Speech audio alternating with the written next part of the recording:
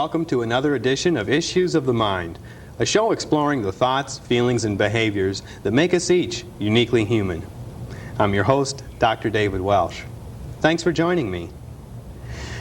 Whether you are a parent or an educator, one of the most frustrating and aggravating types of children to raise or teach is a type of child who is bright, who has a lot of intellectual ability, lots of potential, but is just not using it in the classroom. The types of children who are described as distractible or impulsive. They don't focus their attention. They don't get their homework done. They don't complete their assignments. They disrupt the class. They act silly. They talk to the other kids. The list goes on, but the bottom line for all these kids often is, gee, they have so much potential. They're just not using it. Our topic this week on Issues of the Mind, the underachiever in the classroom and at home. What causes a child to be an underachiever? And what are some basic tips and suggestions for teachers as well as for parents on finding the secrets to motivate these kids to use all the potential that they have? That's an awful lot of material to cover, and we don't have a lot of time to do it in. So without any further ado, let me welcome to our set our resident expert, Dr. Woody Childress. Dr. Childress has a PhD in educational psychology with a specialization in school psychology from UT Austin. He has worked as a school psychologist for districts all around the Metroplex area, including Lancaster, DeSoto, Fort Worth, Arlington, and most recently he's working for the HEB school system, in addition to which he maintains a busy private practice in psychology working with children, adolescents, and adults. And I might add, among other things, he's a long-time professional colleague and personal friend of mine. And Woody, it's a real treat to have you on Issues of the Mind. Thank you, Dave. Good to have you. Well, let's start with just some basic definitional territory, if we could. What is an underachiever? Well, I think you defined a lot of that quite well. The underachiever is basically a student who's not achieving up to their potential.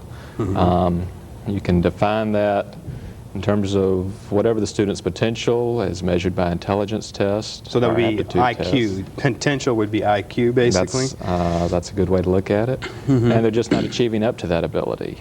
Okay. You would expect a student with a good, strong average IQ to be making at least good average grades. And so often that's not the case. No, it's not.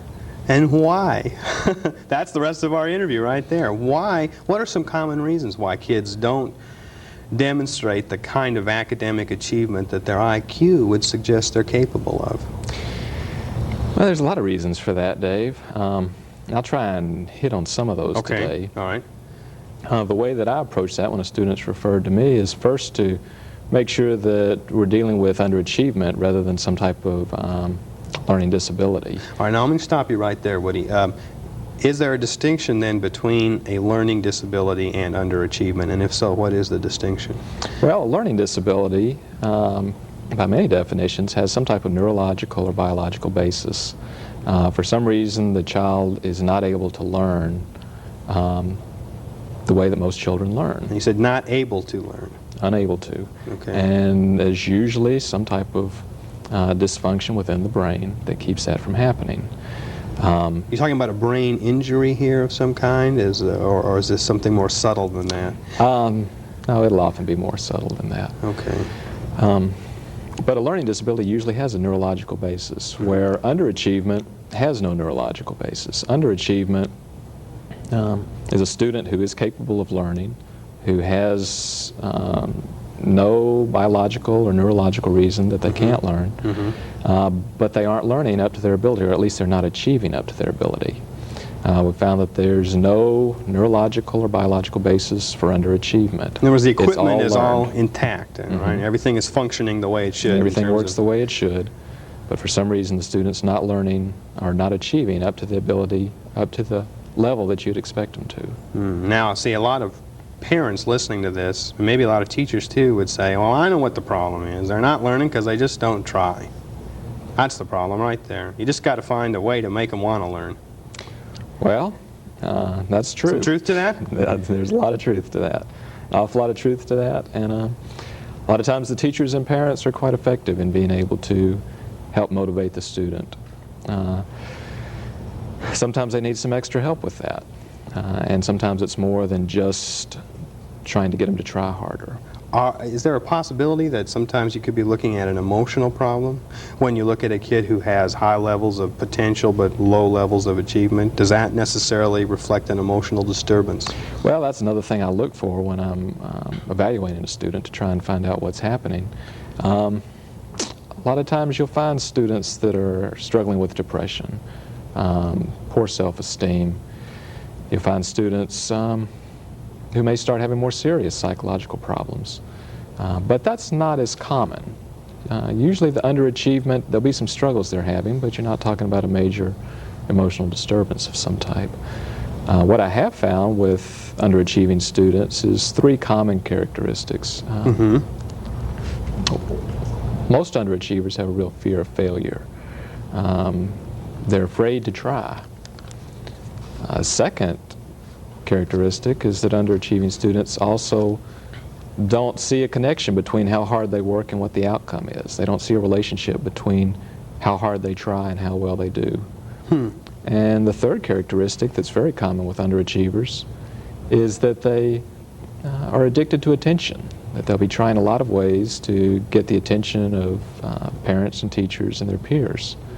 So those are three characteristics I see quite frequently with underachievers. Now, when you say you do an evaluation of a youngster, or that when a parent approaches you or a teacher makes a referral to you, that you've got to somehow collect some information and make some preliminary decisions about whether it is a learning disability or whether there is an emotional problem or whether you're just looking at underachievement. What's that evaluation process consist of, Woody?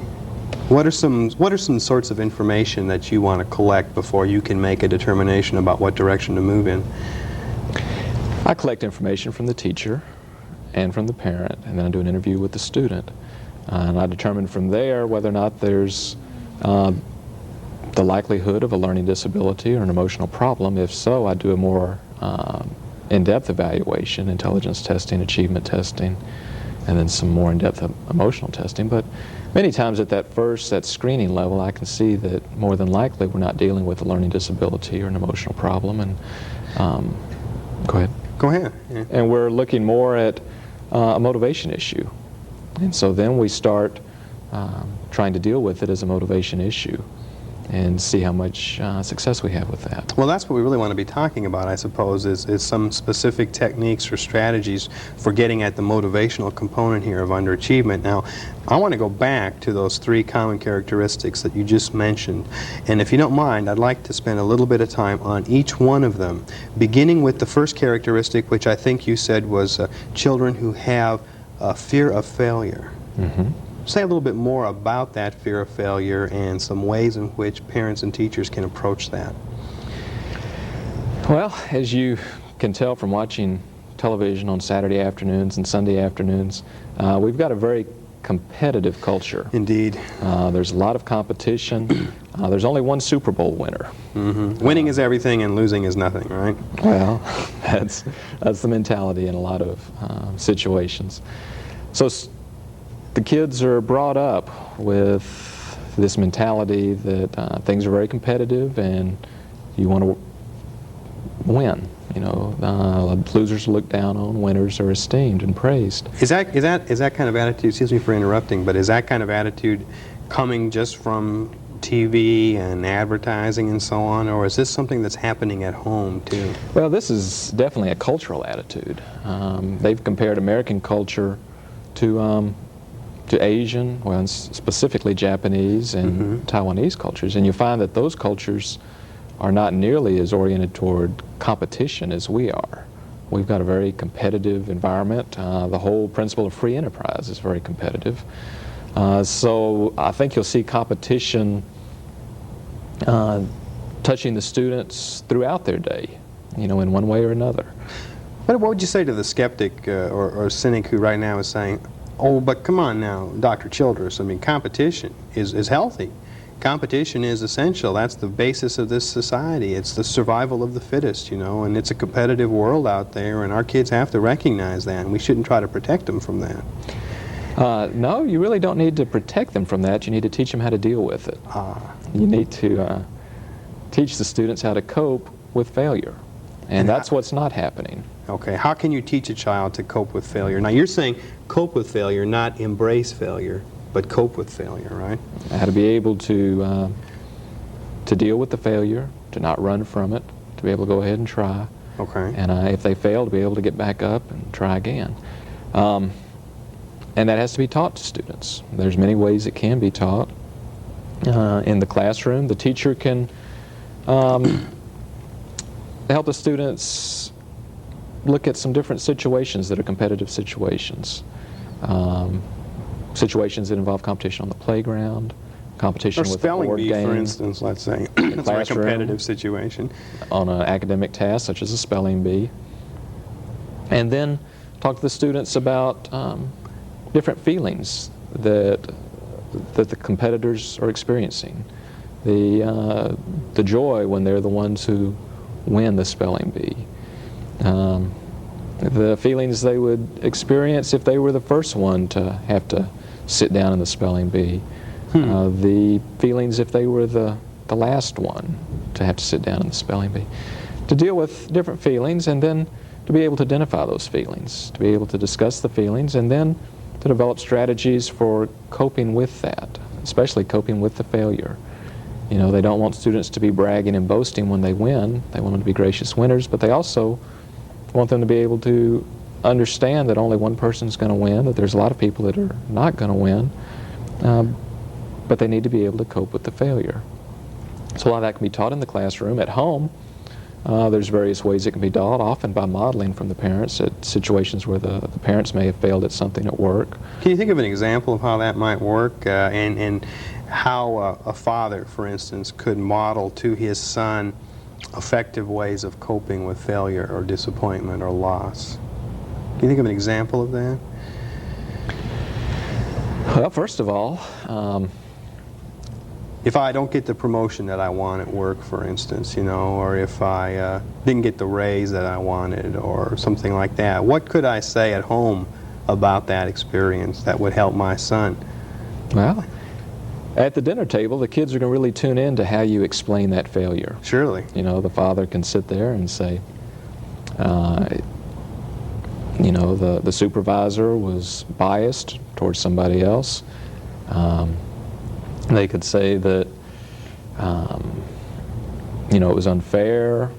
They could blame it on bad luck. Better luck next time, that kind of thing? Well, they could say it was just kind of fate, bad karma. Okay.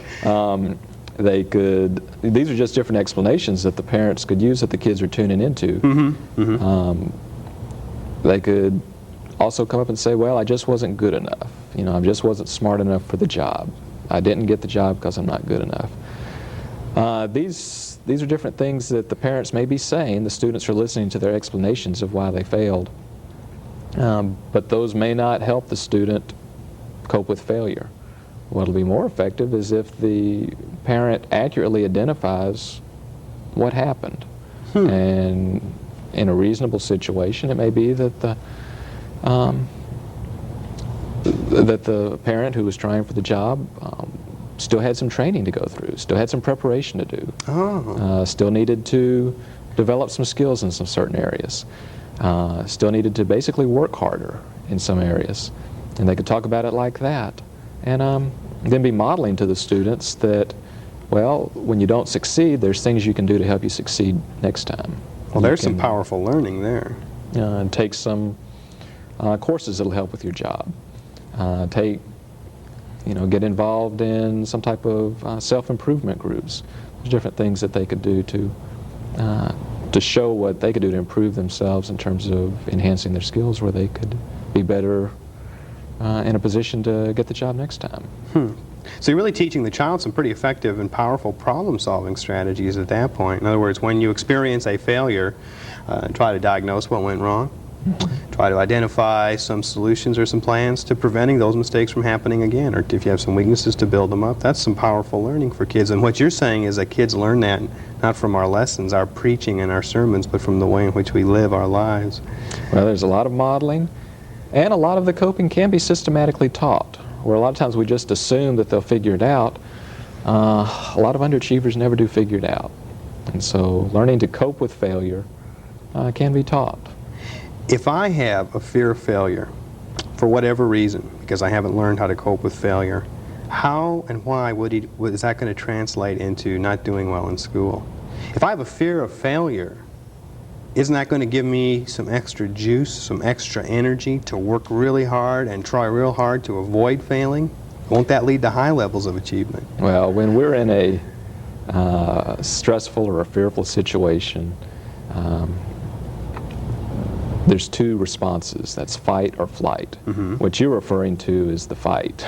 Okay. You know, where somebody will get in there and try harder and work harder at it and just keep on plugging until they achieve. The other is to flight, to flee. Just shut down. A lot of students will avoid situations where they're afraid they'll fail. They simply won't try because if they tried and failed, that would confirm to them that they really just didn't have the ability to achieve. But if they failed because they never really tried, they have a little shred of dignity left there behind, right? I could have done better, but I just didn't try my best. That's right. Okay, very interesting. Now, the second characteristic you said was that underachieving children often do not see a direct connection between their efforts and the payoff. Mm-hmm. Say a little bit more about that, could you? Many of the underachieving students you can sit and talk with, they don't attribute their success or their failures to how hard they work. What do they say instead? Well, there's 4 common explanations for why they succeed and fail. This is from the child's point of view. From the child's point of view, Okay. and I think you'll see a lot of adults explain their world the same way. They can blame success and failure either on having the ability or not having the ability, Okay. trying hard or not trying hard enough, good luck or bad luck, and then the task being too difficult or too easy. And so that's frequently how we explain success and failure. What we found is that what a student uses to explain previous success and failure will affect their expectations for future success or failure. For example, if I see this particular failure of mine as the result of bad luck, what are the implications then for my efforts down the road? Well, luck has 2 characteristics. It's unstable, which means luck can change over time, and it's uncontrollable. You know, the person has no control over their luck. So they view luck as fairly random. Well, I may have had bad luck today, but Tomorrow it might be better. Tomorrow it just may be better. You just never know, right? Whereas ability, like luck, is not something they can control. You can't control how much ability you have. But ability is different than luck in that ability is stable. If Okay. you have an IQ of 100 today, you'll have an IQ of 100 tomorrow.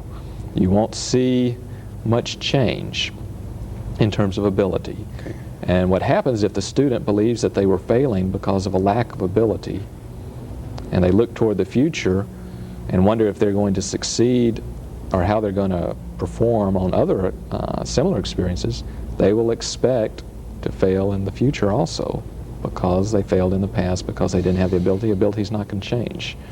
What I'm thinking, listening to you, and I'd like you to comment on this, is the important role of the expectations of the adults around the child. In other words, how does a kid develop a notion of how much ability he has, or whether he's likely to succeed or not? Does that come from teachers and parents and so on? Oh, usually when they're about a week old, I think it starts. Does it really start that young? You know, we've got young children, and it's amazing how much they're bombarded in our culture regarding ability-type attributes. You know, if a young infant starts crawling early, you know, they'll talk about how advanced the child is. This becomes part of the family folklore. If then, they right? start talking early, you know, they're How quite precocious advanced there. Billy is, you know. And on the other hand, if they're slow at something, they'll view it in terms of them being a late developer or a slow learner. This is also something cultural. They've compared American culture again to Japanese and Taiwan, and they found that we focus a lot here on intelligence and individual differences. We focus a lot on individual differences. Over there, they don't compare one person against another nearly as much. So that's a cultural thing here, where we focus a lot on how smart or how much ability somebody has. For example, my boy, when he started writing his name, the neighbor would talk about how smart he was that he could write his name. My wife and I, being familiar with attributions and the role they play, we focus more with him on how hard he works at writing his name. And we tell him he does well because he practices. So you focus your attention on the efforts instead of the products, right? How much effort and how hard he's trying. Yeah. Yeah. We deliberately tailor the attributional feedback we give him because we want him to see the value of hard work rather than to think he's able to do some things because he's smart and he's not able to do other things because he's not smart. We're trying to train him to understand that the things he's successful at is because he's working hard. The things that he's not successful at yet, it's because either he doesn't have the skill yet and needs to keep practicing, or he just didn't put out enough effort at the time. And that way you avoid falling into the trap with your son of him seeing the payoff as a result of luck or ability or one of these other factors that you're talking about, and he is learning that the quality of his final product is directly dependent upon the effort that he put into it. That's especially true in terms of effort versus ability reasons. There are times that luck plays a role. Some of these games you play with kids are based solely on luck and the roll of the die. And some events in life are that way too. And so we want him to be able to accurately identify why he succeeded or failed. But we try to move away from the ability attributions whenever an effort attribution will be the most accurate descriptor. Okay, very good. Now, the third one is the one I really wanted to get into, the third common characteristic of the underachiever, which is, you said they're hung up on getting lots of attention or something like that. Tell us how that works and what we can do to respond to that. There's a lot of ways that underachievers seek attention, and I'll just try and touch on a few of those.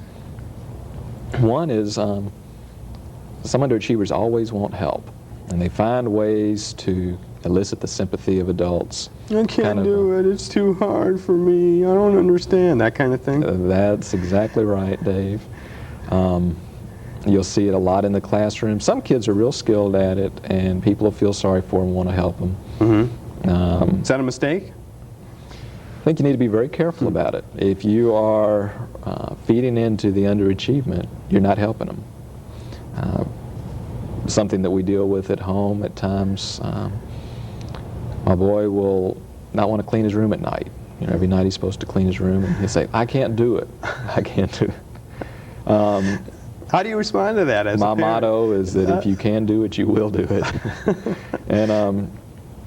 And that's how we approach it. Anything that he can do, he will do. And we may provide some guidance in there, but we're not going to do it for him. I've found that in cases where the child is manipulating the adult there, that's a very useful principle. That you can provide guidance and you can provide support, but don't go in there and do something for them that they can already do. For example, tying the shoes. Good example. If a 6-year-old knows how to tie their shoes, the parent doesn't need to be tying the shoes for them. Oh, but it's so much faster, Woody. It's so much easier. We're in a hurry. We need to get this kid's shoes tied. Well, there's times where it is very functional, but oftentimes it's just a matter of habit.